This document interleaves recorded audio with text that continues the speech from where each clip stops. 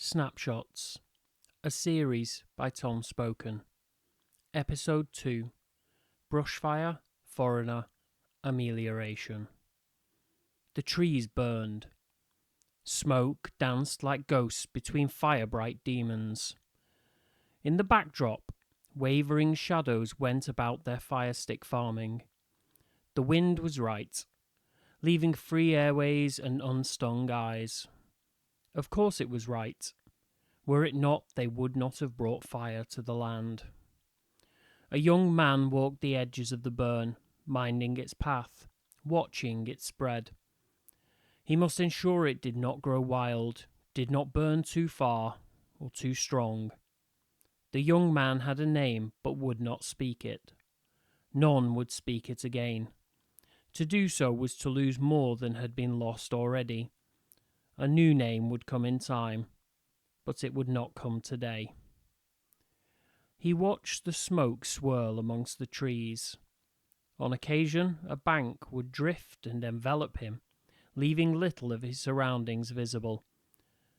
At these moments, he always felt as if he'd been transported to a dream world. It left him wondering if, when the smoke cleared, he would find himself returned to the world from which he came, or cast into worlds unknown. Time passed, and the fires died. They gathered beneath an untouched tree, far from the heat of the flame-gifted ground. As the burned patches cooled, so too did the world, the fire of the sun retreating towards the horizon. As the young man approached, debate among the older men was in full flow. "That mob are calling them people of the clouds." "What?" one man cried in response. "I heard it was wild dogs." This drew laughter from the group. "Don't matter what they call them," another chimed in, "because they don't exist." "They do," said the first man in retort. "How can all these mobs see the same thing and it not be real?" "Ghosts." The soft voice of an old woman cut through the back and forth. "Most call them ghosts. And a ghost is real and not real altogether." "Well, if they're ghosts, then who are they?" challenged one man.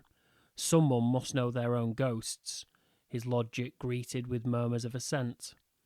"And," he continued, "if they're ghosts, why so many all at once?"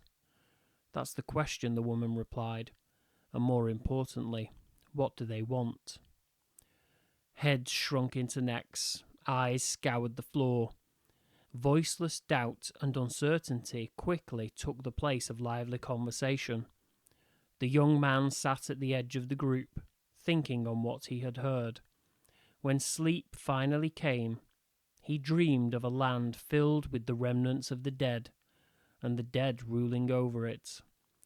In all this, he felt strangely calm, sleeping deeply and undisturbed by the visions placed before him.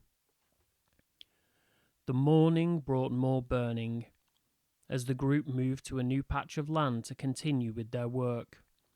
The burn was steady, and the young man's work was straying into tedium when shouts in the distance snapped him back to the present. One of the older men came running past. "Stay here," he ordered, continuing towards the source of the shouting. The young man did not need to follow to know the cause of alarm, as a black column climbed into the sky. The burn had run out of control. The young man worked on his patch, cutting off the burn, stemming the flow of the flames. It would not be enough, for he could see the fire spread to either side of him. Shouts continued through the trees, but the roar of the growing fire seemed to warp the sounds. Words he did not recognize, voices unfamiliar to him. He'd not experienced this before. Then again, from the smoke now blocking the sun, he'd not seen a fire like this before. He heard cracks ring out through the brush, surely trees exploding in the heat, then cries cut short. Had someone been hit by a falling tree? Why had no one come back this way? He decided it did not help to dwell on this, and instead fought the fire as best he could.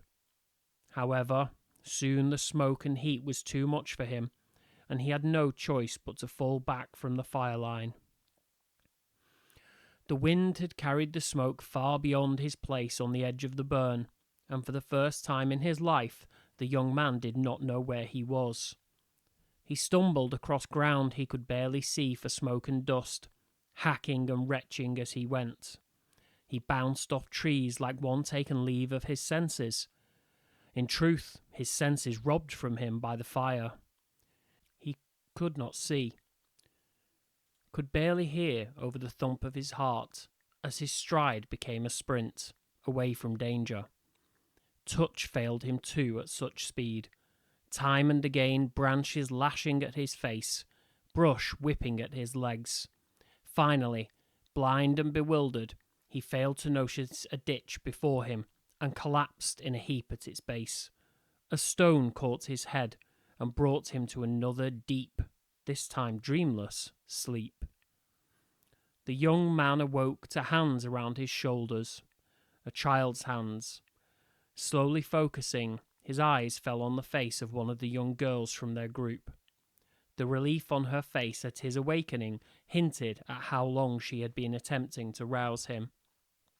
Smoke continued to swirl in the ditch where he lay. The fire still burned. Where are the others? His voice weak from dust and smoke, uncertain as one just stirring from unconsciousness. The young girl shook her head, not knowing. Did you see them before? Did you see the fire? How bad was it? As his conscious state solidified, so too did his worry, unclear on how much time had passed or how much damage had been done. The fire was bad. It was worse near the watering hole, the child replied. I saw the others. They were with the ghosts. But then the smoke was too thick and I ran. I found you then. Feeling blood half dried on his head, it took a few moments before the young man processed the girl's words. What do you mean, ghosts? He said, dread seeping into him like bitter water through a doomed tree. Well, the child said, they were pale like ghosts. Ash from the fires. It must have been our people fighting the fire, the young man thought. And they wore these strange things on their heads and their bodies, the child continued, and spoke in ghost words. Her final words pulled the young man back to before his fall. What had he heard in the smoke and noise? Strange voices, strange words. He could not reason why, but he knew, out there in the smoke, he would find horrors soon. But that defied logic itself. For how could the unliving harm the living? This whole time the girl had been talking. Now the young man took her by the shoulders, eyes locking. Do you know where they were? Could you find them again? The young man and the girl crept slowly through the dream world left by the fire. Mist curling between the trees. So thick, time could not be told. The young man only knew it could not be night, for he could see anything at all. Thick air distorted sound still, the cracks and groans of tortured wood seeming to come from all angles at once. Fire was good for the land, but too much at once, and it would sing its protest loudly. As they moved on, he would look to the girl to ensure they were going the right way, though he doubted her certainty. The smoke was too thick, the trees too damaged by fire to serve as meaningful landmarks. They had moved in silence for a good time, long enough for it to startle the young man when the girl spoke. The birds moved the fire along, she stated, as if returning to a well-established conversation between them. What? The young man asked, incredulous. The birds. They took the fire and carried it on. The young man scoffed. The birds never burn when we are already burning. Everyone knows this. Our fire brings out enough food for them, so why should they? Well, this time they did.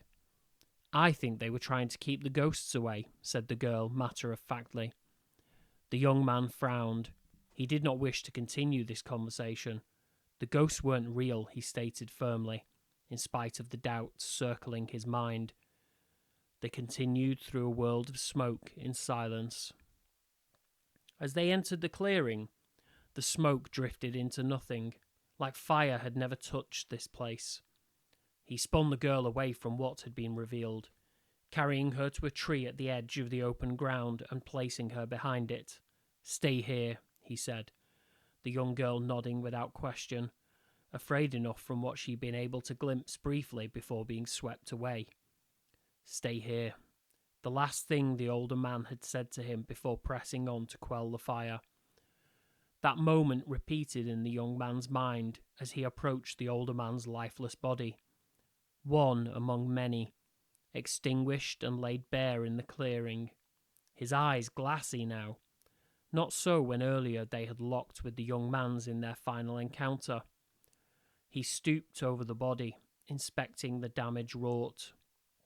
The body was slashed, cuts cleaner than the work of any claws the young man had ever seen before, all straight lines and ripe openings. He moved to another, the same cuts, but more here. Little holes. Spears? The young man had never seen a point small enough for such a size. What would be the point? It wouldn't put down any creature worth eating. He saw the same wounds in others. Looked to be the whole mob from what he could find in the clearing, all tumbled across each other, but to his eyes none were missing. As he knelt over another, silent tears streaming down his face, he found his eyes drawn to something on the ground. A seed? Small, round, dull, but it didn't look wooden. No, not a seed. But what then? Hard. Harder than anything he'd felt before. He felt sure even his hardest stone would shatter against this insignificant thing. What bothered him most, though, it looked just right for those small holes dotted across his friends, his family, his world. The young man took the girl and ran. There was no question from her. Though she had stayed put where he left her, the young man had no doubt that she knew the fate of their people, and there was little spoken of it thereafter. She spoke not for the sadness of it all. He spoke not for the shame of not burying them. Save the exhaustion which would have killed him had he buried them, the young man just knew in his bones, if they'd stayed, the same fate would have befell him and the girl. Still, the shame lay in him. 6 sunrises, 5 sunsets passed before they encountered another mob. He knew some from trades, and they were good enough, so he didn't hide when he saw them at the water. Kindness in their hearts meant the questions did not come for several days. When, finally, the young man told them his story was one of fire and sadness, and though the dead were spoken of, the undead were not. In spite of what he had seen in the clearing, he still could not accept the unnaturalness of it all. He was angered to learn the girl had already spoken of ghosts, but his anger was short-lived. The tongues of children were often looser, and he could not blame her for this. Further, their tales combined was enough to compel the elders of the mob to push west from whence the young man came. Better yet, bringing the young man and the girl with them. A little time passed, and the journey was without event. More time passed, and they found good ground to roam. The young man felt sadness in his heart still, that was true, but happiness grew there too. The world felt more open the further he got from the creeping smoke of that day. In his new mob, he found a young woman looked at him often. A young woman had never looked at him before. It was to his liking. Tomorrow, a young man would choose a name, and with this gift more good would surely follow. A lot of time had passed. An old man sat at a table. He lived in walls now, and the world felt closed to him. Walls the colour of smoke, grey-white, like death. A young girl had died a long time ago. Brushfire smoke had never left her lungs. A young woman was gone too, but for her he hoped there was death. Anything else would be worse. The old man still dreamed of a land filled with remnants of the dead, and the dead ruling over it. Now it terrified him every time he closed his eyes, because an old man knew what a young man could not.